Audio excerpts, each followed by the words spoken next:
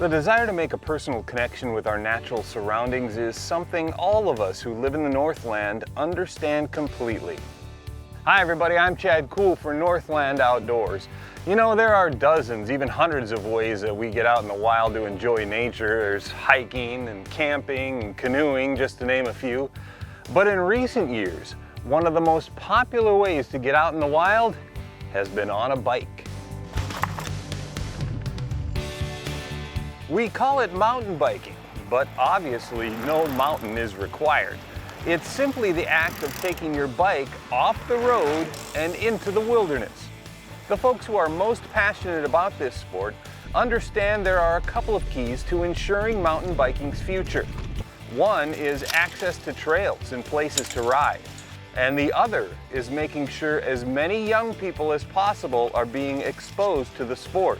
I recently spent a day in Milaca, Minnesota, where a group of die-hard mountain bikers are committed to making sure both of those things happen. The Milaca Trail started way back early 90s, and it was really a mecca of the Midwest or central Minnesota back then. Kurt Bowerly is a founding member of the Milaca Trails Initiative.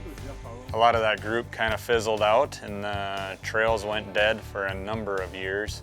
And I moved back here a couple years ago and really into mountain biking, and a group of us got together and we wanted to resurrect the trails, and the city actually owns the trails. We started talking last fall and decided, hey, let's see if we can't get something going. We were very fortunate to have a local donor in town contribute some money and kind of kickstart our project. So all the boardwalks you see out there, those were all from donated money. And yeah, we worked all through the winter, started last fall. We got volunteers from the high school. I think it was the wrestling team, and there was a big group of us came out. We were just hauling lumber all winter, stockpiling to where we knew we needed to go.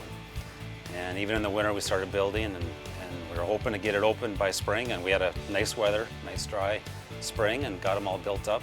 But the main thing for the trail system in general, our little group, I guess, we want to be an advocate for the healthy or active lifestyles for the community. So many kids these days are stuck behind their tablets, their computers, and we want to make this a cool thing, a fun thing to go do. And I think it was mostly maybe 7 when I started biking more. 11-year-old Ian Schneider of Sartell, Minnesota represents the future of mountain biking.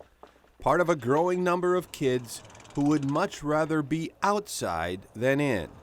And his activity of choice is mountain biking. I enjoy being outdoors, and I like biking. It's a fun thing to do outside.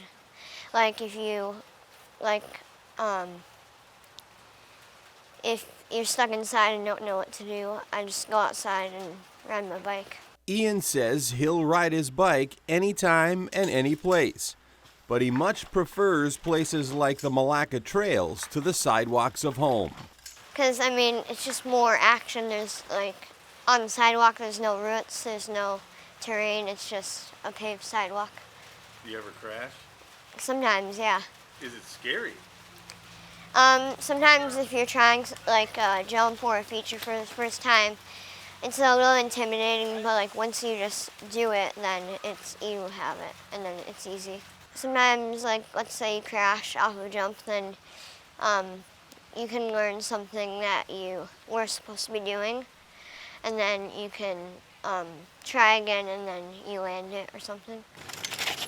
We're seeing more and more kids out there and excited and even helping out and volunteering, and that's wonderful to see. People getting outside and getting in shape and enjoying it, and also helping out and helping others build trails. So it's great to see.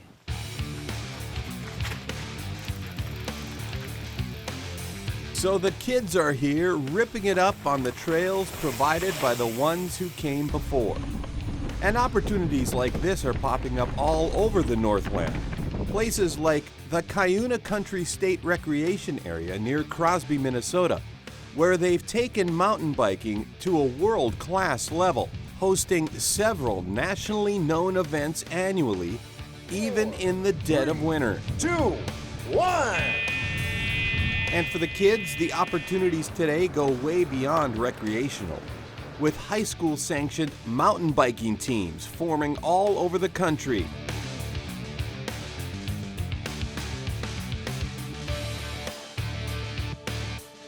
Back in Milaca, the crew has moved from the bog to a section of trail known as Sky Hill.